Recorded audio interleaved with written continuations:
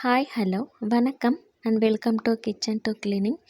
இன்றைக்கி ஒரு சூப்பரான குழம்பு ரெசிபி பார்க்கலாம் வாங்க. தட்டைப்பயிறு கடையல். இது சென்னை சைடு காராமணின்னு சொல்லுவாங்க, எங்கள் ஊர் சைடு தட்டைப்பயிறுன்னு சொல்லுவோம். இதை வச்சு ஒரு சூப்பரான டேஸ்டியான குழம்பு எப்படி பண்ணுறதுன்னு பார்க்கலாம் வாங்க. அதோடு இது பண்ணுறதும் ரொம்ப சிம்பிள். ஒரு 15லேருந்து 20 நிமிஷம் போதும், டக்குன்னு ரெடி பண்ணிடலாம். மத்தியானம் சுட சுட சாதத்தோடு வச்சு சாப்பிட்றதுக்கு செம்ம டேஸ்ட்டாக இருக்கும். என்ன குழம்பே வைக்கிறதுன்னு தெரியலன்னு ஒரே கன்ஃப்யூஸ்டாக இருந்துச்சுன்னா இதை ஒருக்க கண்டிப்பாக ட்ரை பண்ணி பாருங்கள். சரி, எப்படி பண்ண நான் ஷேர் பண்ணுறேன் வாங்க. முதல்ல தட்டைப்பயிரை நம்ம வறுத்து எடுத்துக்கணும். பேன் சூடானதும் இதில் 200 கிராம் தட்டைப்பயிறு நான் எடுத்திருக்கேன். நான் இன்றைக்கி எடுத்துருக்கிறது வெள்ளை கலர் பயிறு. உங்கள்கிட்ட சிவப்பு கலர் பயிறு இருந்ததுன்னா அதை எடுத்துக்கோங்க, அது இன்னும் டேஸ்ட்டு நல்லாயிருக்கும். அது நாட்டு பயிறுன்னு சொல்லுவாங்க, ஊர் சைட்லாம் அதுதான் அதிகமாக கிடைக்கும். இங்கே எனக்கு கிடைச்சது வெள்ளை பயிறு தான். இதுவும் டேஸ்ட்டு நல்லா தான் இருக்கும். இப்போ இதை நம்ம நல்லா இந்த மாதிரி லேசாக செவந்து வர அளவுக்கு வறுத்துக்கணும். வறுபடும் போதே உங்களுக்கு நல்லா வாசம் வரும். ஸோ இந்த சமயத்தில் நம்ம வெளியில் எடுத்துக்கலாம். ஒரு பிளேட்டுக்கு மாற்றிட்டு கொஞ்சம் நேரம் ஆற விட்டுட்டு நம்ம மிக்சியில் போட்டு பொடிச்சுக்கலாம். இப்போ நல்லா ஆறிடுச்சு, நான் மிக்ஸி ஜாருக்கு மாற்றிட்டேன். இதை 1 2 நம்ம இந்த மாதிரி க்ரஷ் பண்ணி எடுத்தால் போதும். நீங்கள் ரொம்ப பவுடராக பொடிக்கக்கூடாது. இந்த அளவுக்கு 1 2 தட்டின மாதிரி எடுத்துக்கிட்டால் போதும். அடுத்தது இதை குக்கரில் மாற்றிட்டு பருப்பு மூழ்கிற அளவுக்கு தண்ணி சேர்த்துட்டு 4 விசில் விட்டு எடுத்தோன்னா நமக்கு நல்லா வெந்துடும். குழம்பு செய்ய தேவையான பாத்திரத்தை சூடு பண்ணிக்கோங்க. இதில் 3லேருந்து 4 ஸ்பூன் சமையல் எண்ணெய் நான் சேர்த்துருக்கேன்.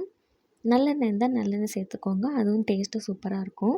இப்போ எண்ணெய் சூடானதும் 1 ஸ்பூன் கடுகு, 1/2 ஸ்பூன் வெந்தயம்,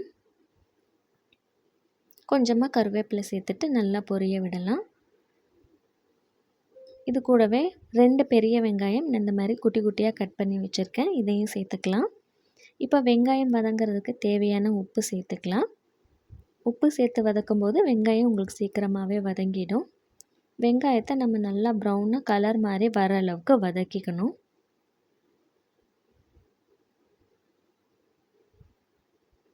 இதுக்கு நடுவுலையே 10லேருந்து 12 பல் பூண்டு நான் சேர்த்துக்கிறேன். பூண்டு நீங்கள் தாளித்ததுமே சேர்த்துட்டிங்கன்னா நல்லா வதங்கிடும்.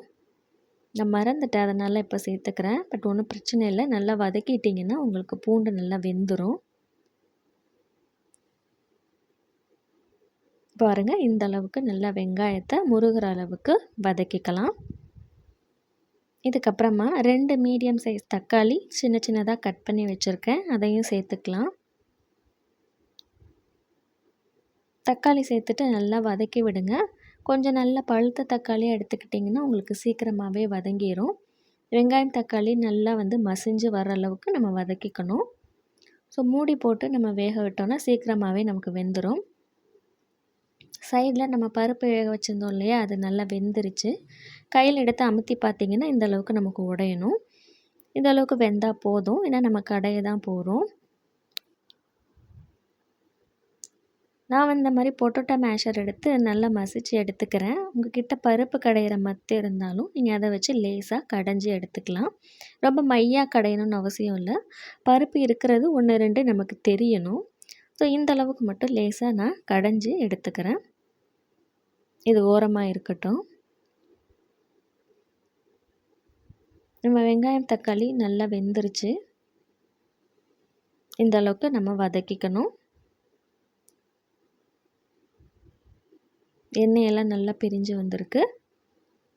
இதுக்கப்புறமா குழம்பு மிளகாய்த்தூள் நான் 2 ஸ்பூன் சேர்த்துக்கிறேன். இது வீட்டில் அரைச்ச குழம்பு மிளகாய்த்தூள், காரம் ஜாஸ்தியாக இருக்கும். நீங்கள் உங்கள் காரத்துக்கு ஏற்ற மாதிரி பார்த்துட்டு மிளகாய்த்தூள் சேர்த்துக்கோங்க. இப்போ இந்த மிளகாய்த்தூளை இந்த எண்ணெயிலே லேசாக வதக்கிக்கலாம். மிளகாய்த்தூள் சேர்க்கும்போது அடுப்பை சிம்மில் போட்டுருங்க, இல்லைன்னா டக்குன்னு கரிஞ்சிரும். இப்போ அதை லைட்டாக வதக்கிட்டு இது கூடவே நம்ம வேக வச்சு கடைஞ்சி வச்சுருக்கோம் இல்லையா பருப்பு, அதை சேர்த்துக்கலாம்.